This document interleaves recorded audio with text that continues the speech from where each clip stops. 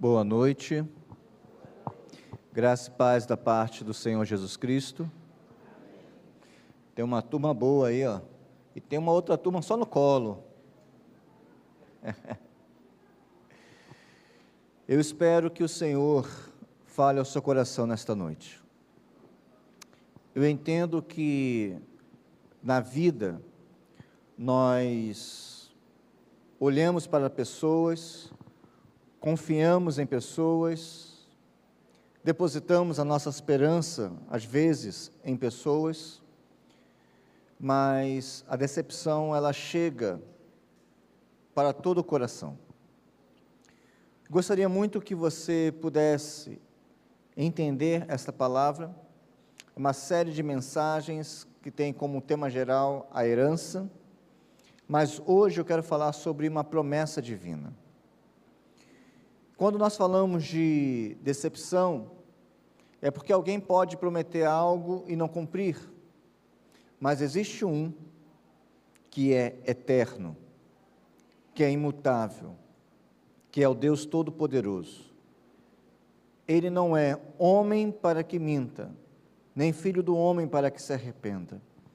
Ele é o Deus que promete e cumpre. Que o seu coração esteja aberto para ouvir esta palavra.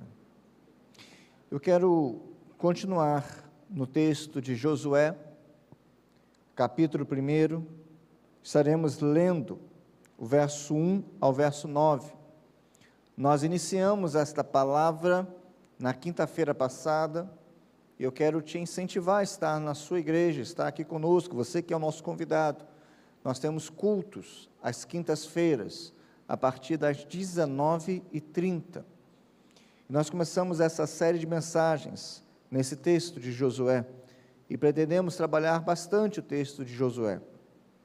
Diz assim o texto bíblico: depois da morte de Moisés, servo do Senhor, disse o Senhor a Josué, filho de Num, auxiliar de Moisés: meu servo Moisés está morto. Agora, pois, você e todo este povo, prepare-se para atravessar o rio Jordão e entrar na terra que eu estou para dar aos israelitas. Como prometi a Moisés, todo lugar onde puserem os pés, eu darei a vocês. Seu território se estenderá do deserto ao Líbano e do grande rio, o Eufrates, toda a terra dos hititas até o mar grande no oeste. Ninguém conseguirá resistir a você todos os dias da sua vida. Assim como estive com Moisés, estarei com você. Nunca o deixarei, nunca o abandonarei. Seja forte e corajoso, porque você conduzirá esse povo para herdar a terra que prometi sob juramento aos seus antepassados. Somente seja forte e muito corajoso. Tenha cuidado de obedecer a toda a lei que o meu servo Moisés lhe ordenou.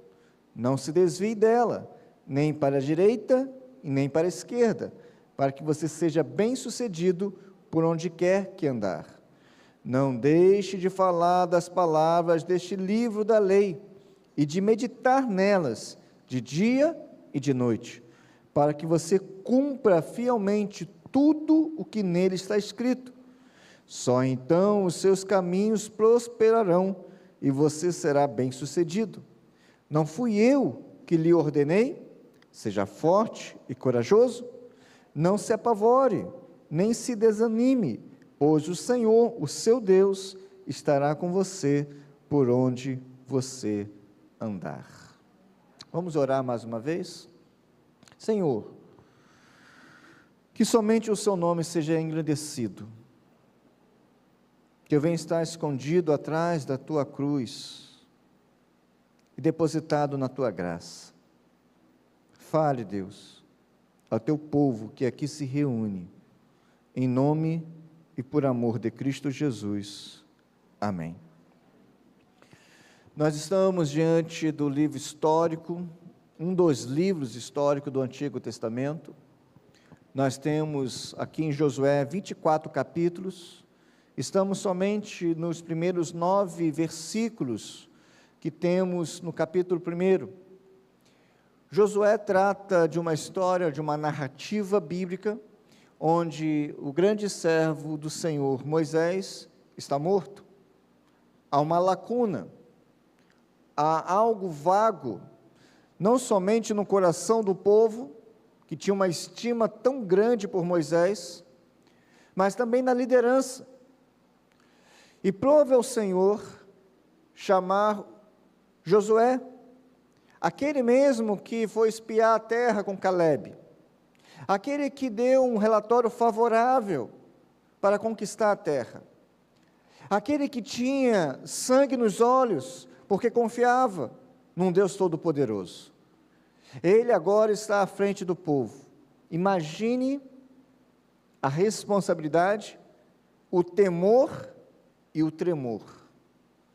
Josué não foi esculpido por uma faculdade, uma universidade, ele não fez uma pós-graduação, mas Josué ele foi capacitado por Deus, instruído por Moisés. Diz o texto bíblico que ele foi auxiliar de Moisés, olhou, ele percebeu, ele foi aprendendo. E a missão de Josué não começa com a sua nomeação, não, mas ecoa uma promessa feita séculos antes. Sua jornada está totalmente ligada àquela palavra de Deus, lá em Gênesis capítulo 15, verso 18, onde Deus faz uma aliança com Abraão, que lhe dá então uma garantia para o seu povo, que os descendentes de Abraão teriam uma terra para viver. Só que com a morte de Moisés, a liderança humana transitou, mudou, mas uma coisa é certa, o arquiteto do plano permaneceu o mesmo. Deus continua sendo o mesmo Deus de seu povo. E a história de Josué, portanto, é a crônica de uma responsabilidade herdada. Ele recebeu essa responsabilidade, a tarefa de conduzir o povo de Israel na etapa final para a concretização da promessa divina. Sim, Josué, a sua história é o elo crucial que demonstra que, embora os líderes passem, a fidelidade e o propósito de Deus continuam inabaláveis através das gerações. Eu te encorajo a sair daqui confiando num Deus Todo-Poderoso.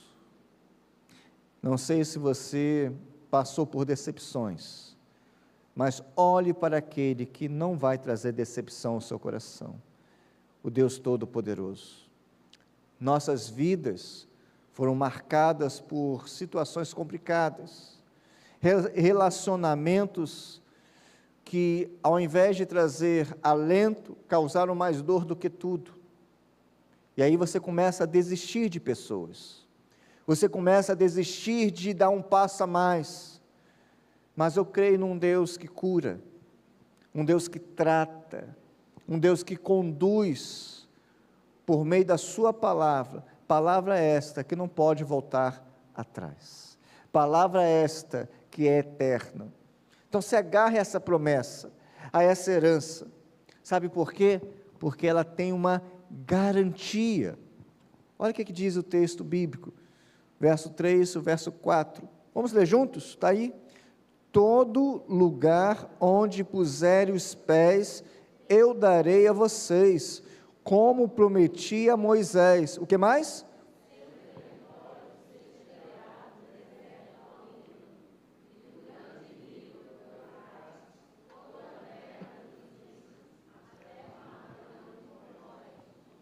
Meus irmãos estão lendo igual um gatinho manso.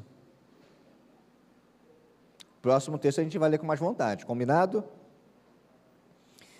Existe uma garantia. E sabe qual é a base dessa garantia? A base da confiança na promessa de Deus. A palavra empenhada de Deus. Eu não sei se você é do tempo que a palavra valia mais do que algo escrito. pessoa dizia, é palavra, não tem como mudar. Os editos reais, eles não poderiam ser mudados.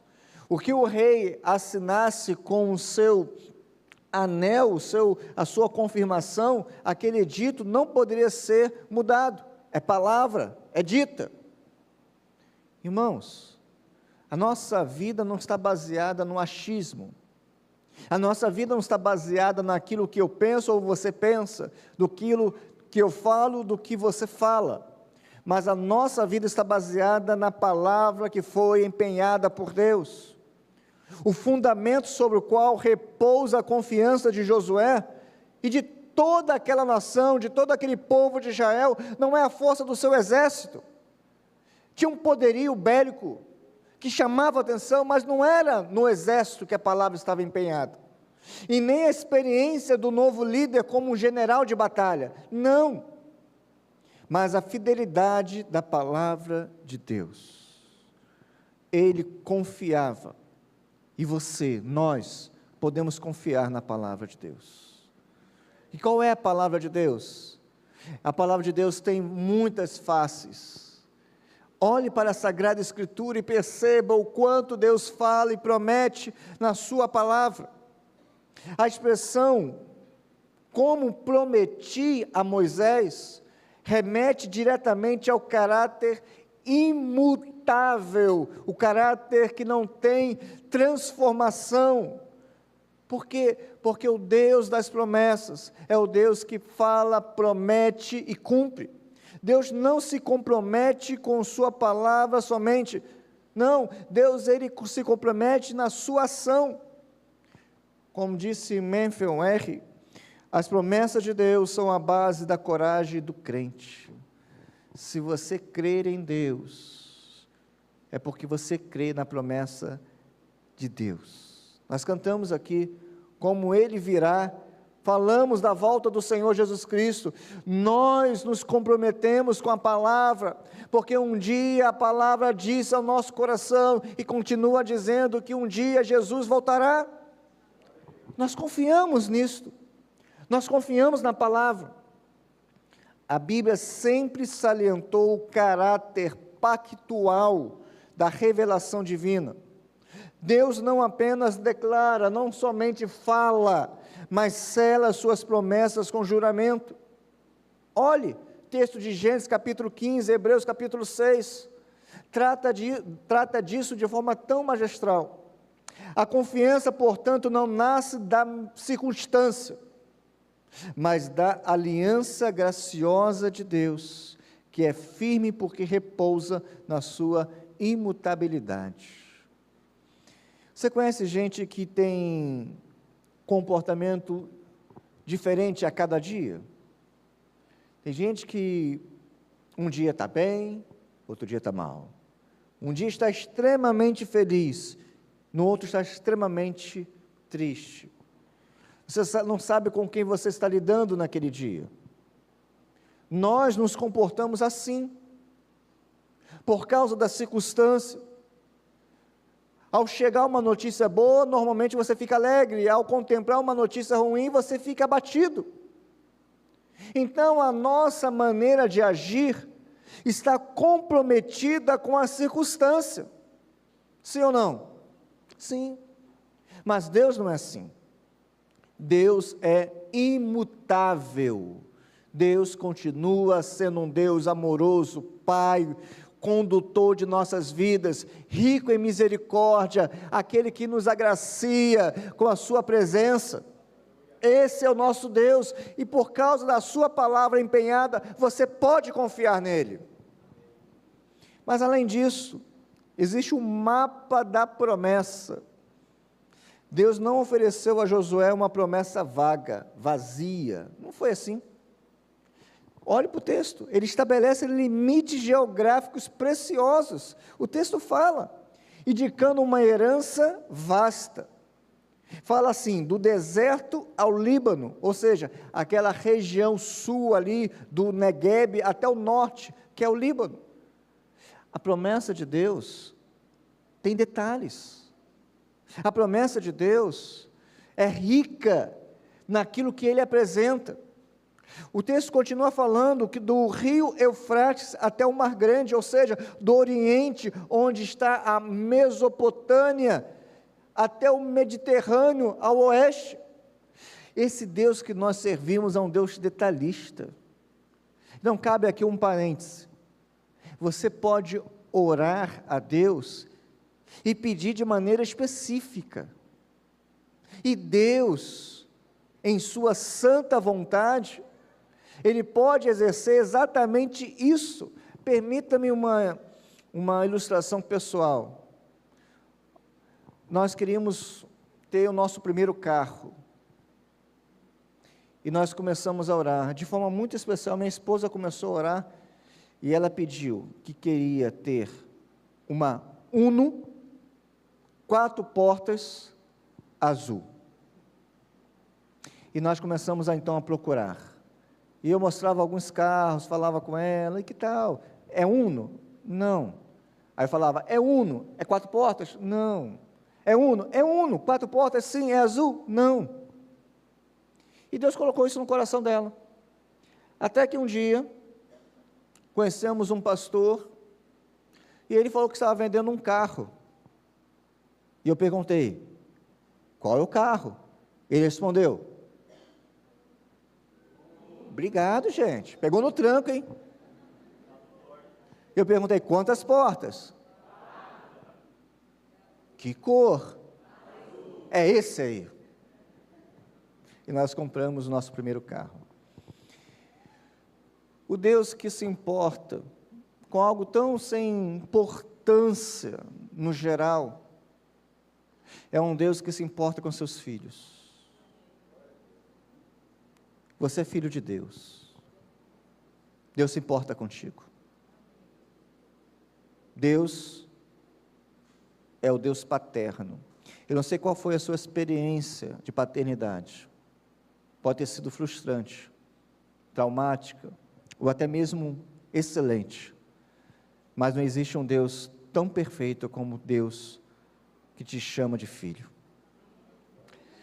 Quando nós falamos da herança, falamos dos limites, falamos que toda a terra dos hititas, aí vem algo ainda maior, porque essa terra dos hititas, que está aqui no texto, abrangia um povo forte, um povo que ainda não tinha sido derrotado em seu próprio território, não tinha sido conquistado.